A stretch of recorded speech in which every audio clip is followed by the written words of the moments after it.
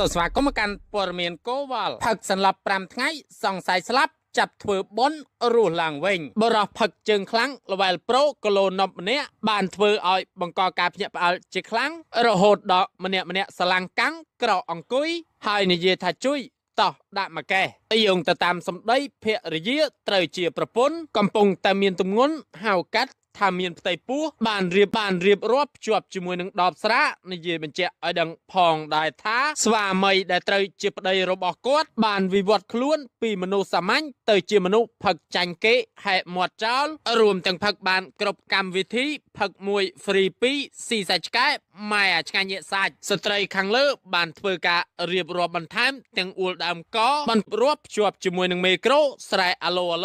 ណូម៉ាក់ដឹងម៉ាក់ໄວរួចក៏និយាយបញ្ជាក់ឲ្យដឹងផងដែរថាផិនភៀប្តីរបស់គាត់មិនដឹងថាមានមុខមាត់យ៉ាងណានោះទេហើយគេក៏មិនបានប្រាប់ឈ្មោះព្រោះទៅរស់នៅជាមួយនឹងគ្នាប្រមាណជា10ឆ្នាំគាត់មិនចាំថាតើអ្នកណាជាប្តីរបស់គាត់នោះឡើយទេយោងទៅតាមសម្ដីអ្នកនៅក្បែរម្ដុំនឹងកំពុងតែ